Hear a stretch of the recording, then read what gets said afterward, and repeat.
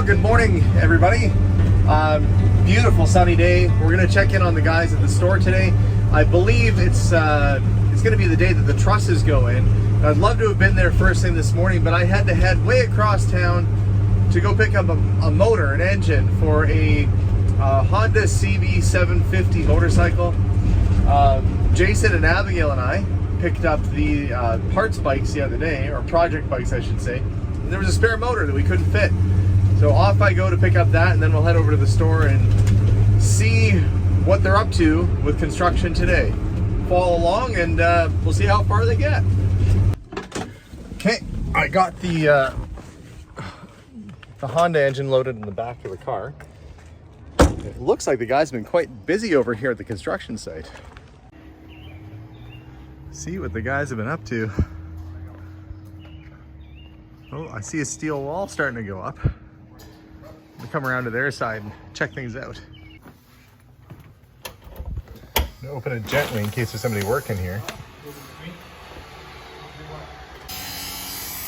The sounds of a saw cutting in the background. And look, the guys have this little skeleton. It reminds me of when you find like a Viking ship in the dirt and all you see is the skeletal remains. But these are the trusses that we've been waiting for. As you can see, they're resting on their temporary wall. The reason they're doing that is the way the steel wall has to go in, they have to assemble it in this manner. So from what I hear, the steel wall is gonna be going up next. So they're starting to get the base in. And once that's all in place, then this temporary wall right here is gonna come out.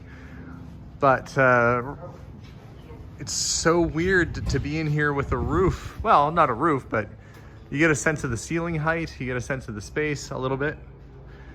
It's gonna be a nice little building. So Frederick from Allcore is here to walk us through, I guess, a little bit of what the next steps are. Yeah, Alex, you missed the helicopter coming by this morning to drop our roof on, but there's no excitement there at all. So. Yeah, you guys got it done in a hurry. I mean, I was here maybe 10 a.m. or something, and you guys already had almost all of them on. Yeah, I just hand bomb them up there and then spread them out. It's what we call glory work, right? And that was, you got these from Dick's Lumber, right? That Dick's Lumber, I got to throw out a huge thanks to Colin and David there at Dick's Lumber. Thank you so much for getting things done for us. Yeah, they've been awesome. Yeah, they've been great. And so I guess after the guys are done cutting and stuff, what are the next steps for this steel wall? Yeah, now we start prepping our bottom plates in, our top plate's gonna go in right away, and then we can piece in all our studs for our steel studs. And so timeline for removing the temporary wall? What do you think? We probably we're gonna sheet that wall first so we know it's all secure and square. Okay. And then that temporary wall can come down.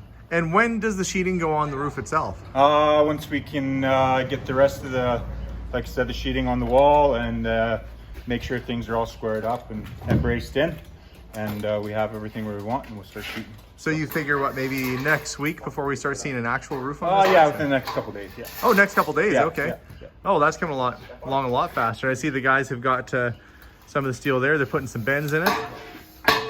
Well, very cool. I'll let you guys get back to work here. Just got into work today and was surprised to find the temporary wall is gone and they've got the whole steel wall in, and they're starting to sheet it in the fireproof drywall barrier that's going up there, the green board. And it feels so much more spacious in here now that that temporary wall is gone. You can really just move around nice, and yeah, it's really taken shape. I was over at Home Depot today looking for tiles and trying to get color samples for paint. I think I've got my exterior color picked, but I don't have my tiles picked quite yet. We're still trying to decide on what to do there, but I think I'll probably stop again pretty soon and go and have a second look. Well, the building looks a whole lot different from last time when I saw it. They've got the wall completely in on that side. They are starting to get ready to put the roof trusses in to attach the hallway here. I think in the next day or so, these little trusses here will go up there, where they're having to reroute the gutter. So they start cutting that and getting that ready. But the most important thing, look, they got the sheeting for the roof on. Those are vent holes that will be filled in at some point, but there's a roof. I feel like I'm looking upside down at Noah's Ark. Well, actually, this would be sinking pretty quick. It'd be a terrible ark. Tomorrow, the guys are gonna start framing the washroom and the little furnace room in here. And those walls are gonna go straight up to the ceiling. So we're gonna have nice high ceilings in there. I think I might do like a chandelier in the bathroom. I want it super fancy in there. And there's the guys there wrapping it up for the day. And I was joking earlier, guys, that you're wearing the Dick's Lumber shirts today. You were wearing the All-Core Construction ones before. But Dick's is kind of sponsoring this little build with us, giving us a bit of a discount on the lumber. So it's got it on the back too, right? Yeah. Let's see, there you go. Yeah, Dick's Lumber. But he did pull through with the hat. And then the hat. Boy, you guys got all the swag here. Yeah. He said, yeah, he probably gave us the hat and the shirts because they're giving this a deal on lumber. And I'm like, yeah, that's fine. We'll show them on camera. They're super nice guys. So you're picking up wood tomorrow? Yeah. Okay, and that's for framing the bathroom? And yeah, we're just missing a couple bottom treated plates. Okay. 2x4 walls. So. And then that little adjoining connected hallway is going to get built in at some point too? Yeah, we're going to work on the roof there tomorrow. Okay. See if we can tie that in. When did the shingle guys come? We're the shingle guys. Oh, you're the shingle guys. You guys really do it all, don't you? Okay. Shingles are on order. Probably here next week. So. Okay. Yeah, and then, boy, oh boy. So we probably have shingles on next week sometime. Everybody who walks by says this, like, they can't believe how fast this is going up. And it's just been the two of you. Imagine if there was like 10 people working on this thing, it'd probably be done already. That would be too many. It'd be too many. Yes, there can be too many people on a project. You're right. But two is perfect, I guess. And occasionally coming together, and then we'll be starting exterior work here right away. Then it really starts to take shape. The metal here actually already for our fire rated wall. Did the shiplap come in yet, or no? Okay, I've got to get the colors off to Frederick for what we want to do for the front. So it's coming together really good. It is. Thank you very much for all your hard work, guys. You're welcome. And we'll leave you to it. Yeah. Have a good one. All right, see you tomorrow. We'll see you.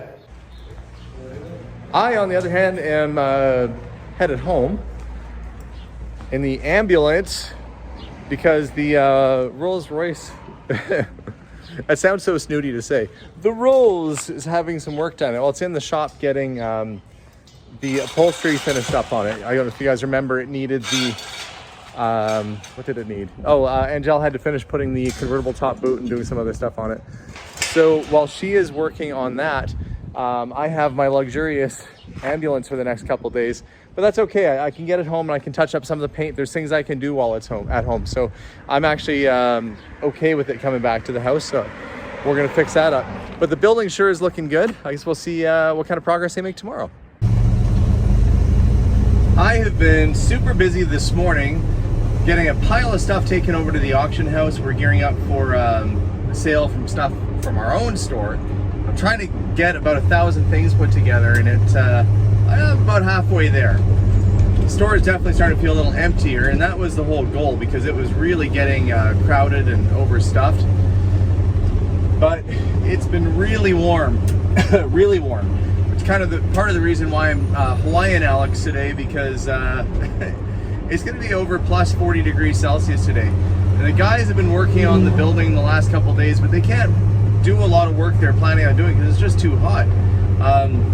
What is planned for them right now is getting the shingles put on the roof and starting to get some of that work done. But again, it's very warm, and we're also waiting for the inspector to come and inspect the framing, so we can't start doing any insulation or drywall just yet until the inspection is done, because you don't want to waste your time putting a bunch of stuff up and then they say, oh, we can't see any of the framing, you have to take it all down. And trust me, people have done that before. You kind of jump the gun a little bit. But I am going to pull up to the shop this morning. I do have to work today. I shouldn't say have to. I get to work today. This is a job that I actually quite enjoy. So I look at it as I get to go to work today. And before work, though, I'm going to check on the guys and see how the progress is going on the old building.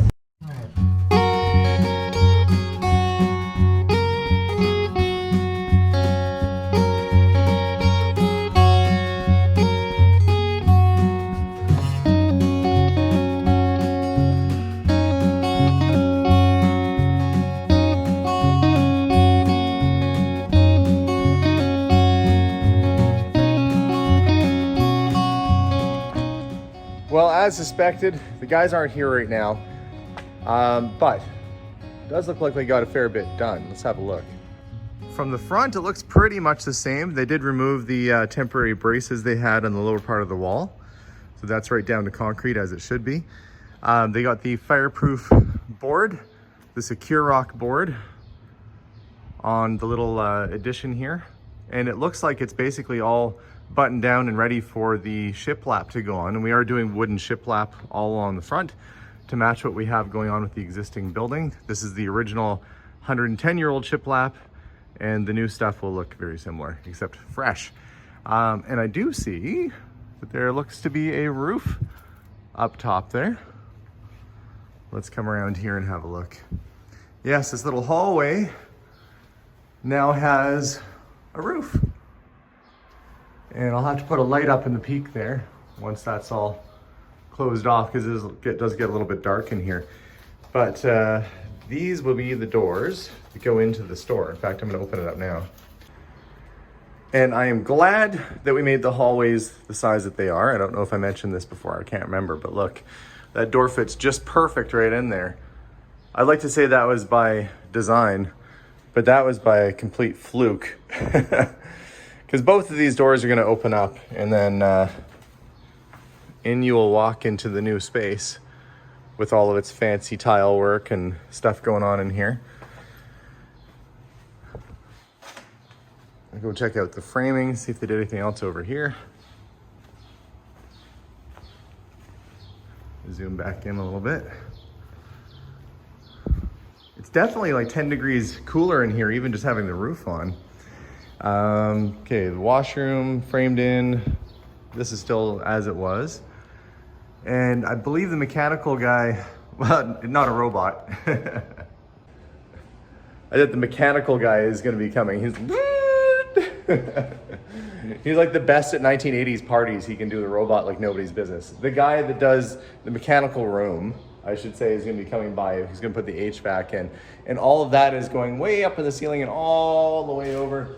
They have to run in the ductwork.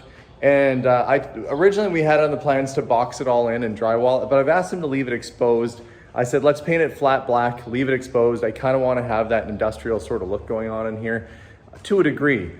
And I've said it before, if you don't remember, I wanted it to look like it was an old-fashioned garage that was retrofitted into a cafe. So when people look at the building, they'll go, what was this, a gas station at one point that got turned into a cafe? And I'll be like, no, I just built it to look that way.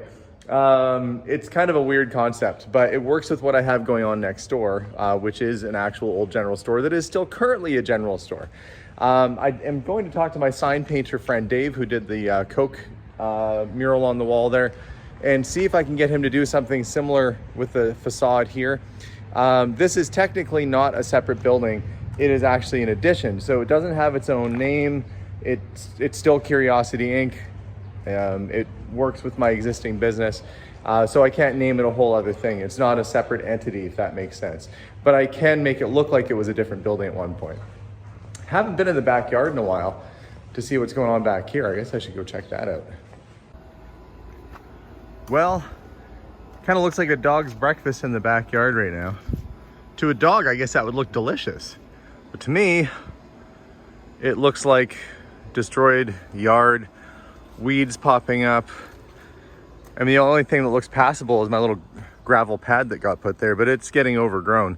I absolutely hate having an unkept property, but there's no point doing a bunch of landscaping back here just yet until all this construction is done. So for now, I have to live with it. But this will come down to probably some sod and a little bit of landscaping. It shouldn't be too expensive to get this back in order before too long. And my little fruit trees are starting to produce. I think this is, can't remember if this is a cherry tree or what you know what, I'm gonna have to wait and see. It's gonna be a surprise when I eventually get these trees flowering. Oh look, there's a little something going on up there. I remember planting, I think it was pear and cherry. So bad. I put these trees in and I can't remember what I planted. But the nice thing is I am starting to see some fruit. This will be the first year I've had fruit on my fruit trees. Rhubarb did come back in. Have to harvest that at some point. If you've never had rhubarb pie or rhubarb jam, you're missing out on a sour experience. It's a good kind of sour though. Okay, well, a little quiet on the old western front here at the building today, but I'm sure it won't be long until we're back in order. I've given myself a project to do right in this table. When I cleared out the garage the other day, I ended up with this umbrella, and I thought, well, how nice would it be to have an umbrella in this table? The problem is there's no hole. I did have a base, an umbrella base, which I put down there, and I've got my tools. So I'm gonna see if I can drill a hole and put an umbrella in the old table here so it creates a little bit of shade on a day like today.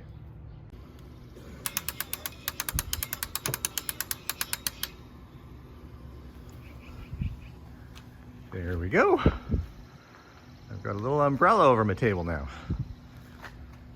Looks like it's rectangular, which is good. I can turn it kind of like that, so it covers the whole thing. There, it's perfect. And it was free. You can't complain about free. It looks a little crooked though. I might have to straighten that out a little bit, but all in all, I think that's pretty well ready to use. Okay, the umbrella's in place. At some point, I think tomorrow the guys are coming back to do a little bit more work on the building. But as I sit here in the shop, I'm getting stuff ready for auction, boxes and boxes of things that have to go out. I got a mystery box in the mail. So I thought, what better to do than to open up a mystery box from one of you, a viewer at home.